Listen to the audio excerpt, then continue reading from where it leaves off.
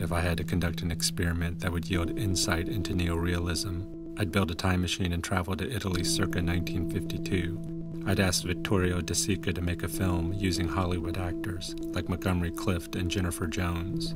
I'd then team De Sica up with a Hollywood producer, the kind that liked to impose his will and sensibility onto a film, someone like David O. Selznick. In bringing these two worlds of cinema together, I'd hope for a clash in sensibilities so great that it would result in two cuts of the same film, one by De Sica and the other by Selznick.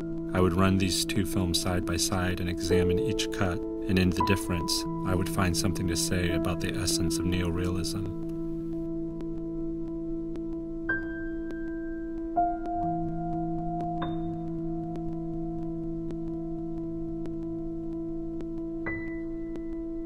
Both films start with a shot of a city, but Selznick not only tells you which city, but connects this city to the theme of love. Selznick's second shot shows a letter that spells out the central tension of the film. Meanwhile, De Sica's opening takes almost twice as long, but reveals far less. Already in the first few minutes, we can detect two distinct approaches to cinema.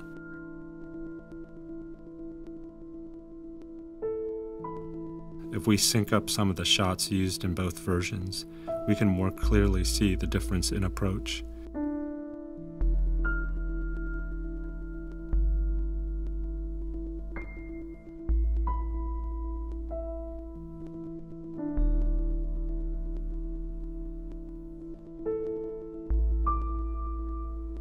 Selznick consistently prefers a shorter take than De Sica.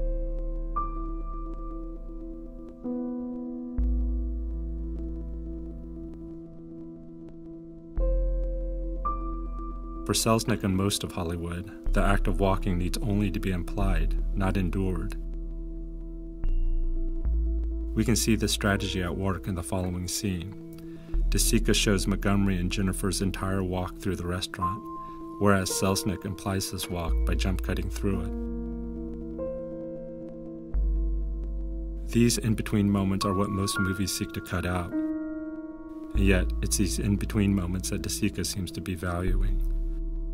Syncing up another scene, we're able to see another value of De Sica, which Selznick sees as disposable, certainly contrary to Hollywood filmmaking. Note where Selznick cuts. This is a standard movie-making cut.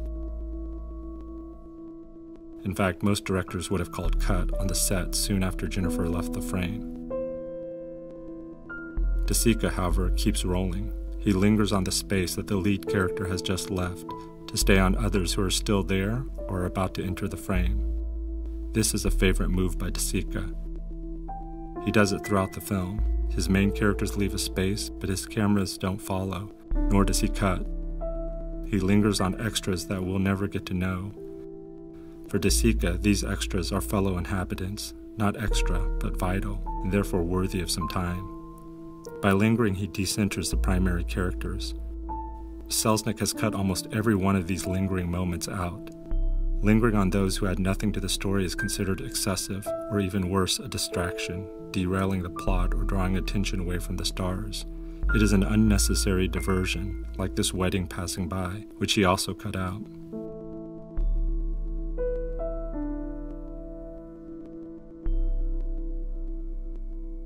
What Selznick sees as waste and excess becomes the essence of a different kind of cinema and sensibility, in which shots linger and veer off to include others, in which in-between moments seem to be essential, in which time and place seem more critical than plot or story.